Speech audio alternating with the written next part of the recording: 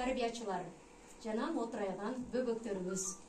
Кыргыз Республикасынын президентинин 2021 жылдын 29 январындагы инсандын руханий адеп ахлактык өнүгүүсү жана дене тарбиясы жөнүндөгү номер 1 жарлыгынын негизинде Сүлүктүү шаардык Маданият сарайынын ийримдери тарабынан даярдалган чоң ата, чоң эненин жомогу аттуу жүрүштү баштоого жана ошондой эле Кыргыз Республикасынын Маданият, маалымат, спорт жана жаштар саясаты министрлигинин салттуу музыка жумалыгын өткөрүү тууралуу буйругунун негизинде Аздектеп ата мурасын аттуу чакан адабий концертибизди тартуулоого уруксат этиңиздер.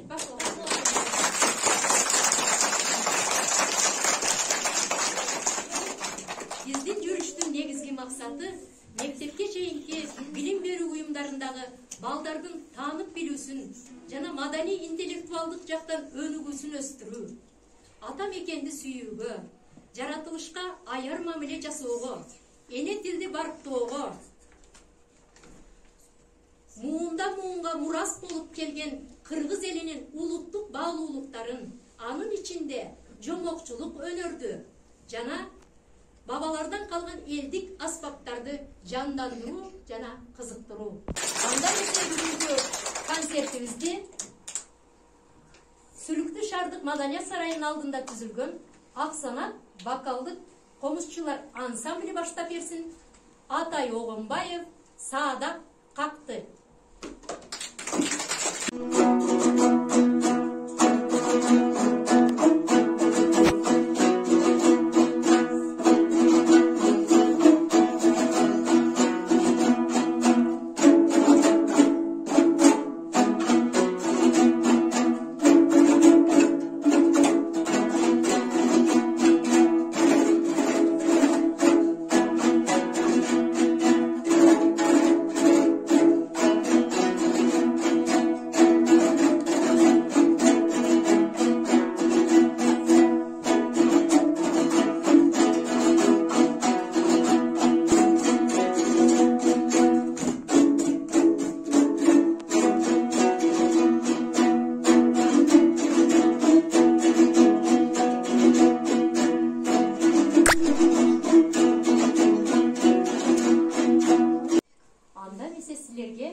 Бүгүн чоң энемдин жомогу аттуу рубрикабыздан Керимова Жылдыздын Таттуу алма деген аңгемесин окуп берем.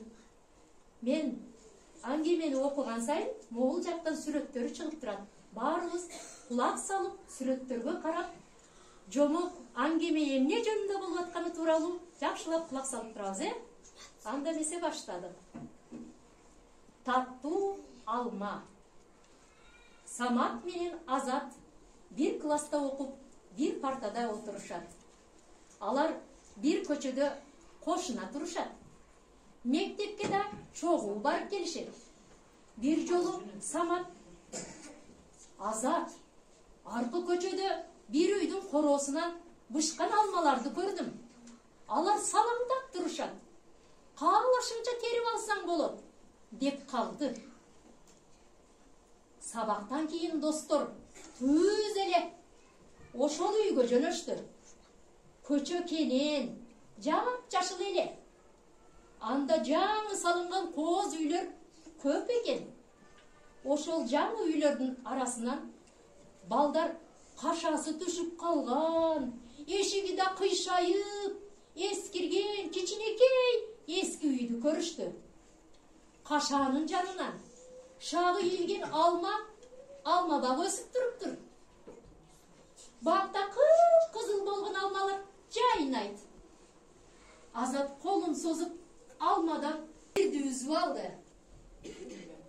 Ошол маалда алма бактын түбүндө олтурган каарыган кемпирди көрүп калды. Анын жоолугунан чыккан саамай чачтары аппак экен. Ал балдарды сүрдүү карап туруптур. Кемпир күтүлбөгөн жерден ордунан турду да балдарды көздөй басты. Качтык! Ал бизди көрүп калды! деп Азат коркконунан кыйкырып жиберди да тызылдап чуркап жөнөдү.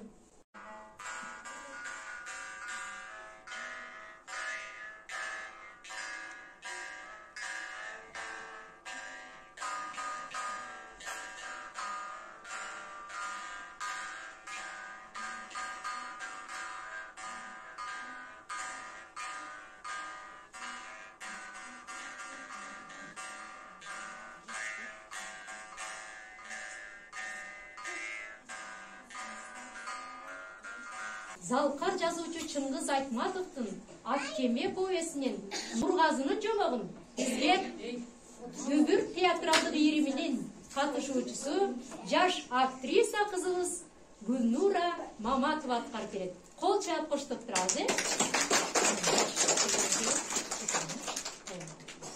Саламатсыңарбы достор? Мен атым Нургазы, силерге кызык жумокту айтып берейинби? Анда угуп тургула. Тайтам жумок айтып отурганда мен ушунун баарын ойлоп отурам. Жумок узак дейт тайтам. Ар кандай бар. Жанагы Чыпалак деген баланын күлкүлүү кызыгы да бар. Чыпалак деген бала чыпалактай эле болгон экен. Аны кашкы жутуп коюп, жок, элдин муруту жеп коет. Чыпалак бала балдыр кандай жалбырактар арасында көлөгөлөп тап жатканда, ошол жерде оттоп жүргөндө жалбырактар менен кошуп аймап коюптур. Төө жутканын билбейт, тепшегенди билет деп ошентип уламайдылар. Ичинде чыпалак чыңкырайт, жардам сурайт. Аны уккан абышкалар төөнүн ичинен жара тартып, баланы куткартты. Анын кашкы жуткан абдан да кызык. Суктугудан бөрүн азабын тартып ыйлап жүрбөйбү? Бир күнү желтип жортуп, карышкыр чыпакты көрүп калат. Чөдөн деген сен кимсиң? Жамап коеюн дейт карышкыр. Кой, антеде чыпалак.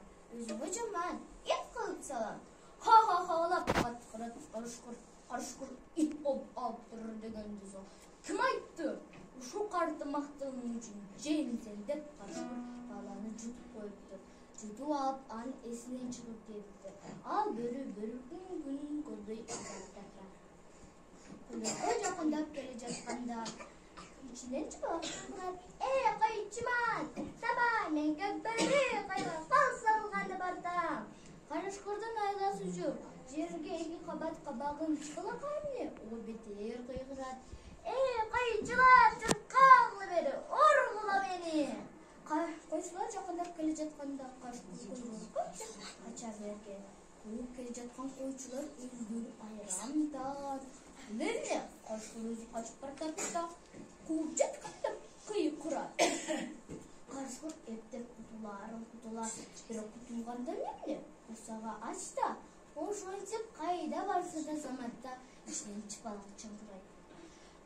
Карышкыр азууларын шакылдатып, эмне кылсам, кайка барсам, баланы өзүм башыма уюп алдым. Ичинен чыпалак чыңкырайт. Ташматка бар. Койлор семиз. Байматка бар. Иттеди түндүн. Эрматка бар. Байчылары койчу. Карышкыр улуйдайт да, айтканыма көнбөймүн. Ого чейин адамга барып алып, ит болуп жалданып алам. Кызык жумак бекен достор. Тайтамда кызык жумактар мындан да көп.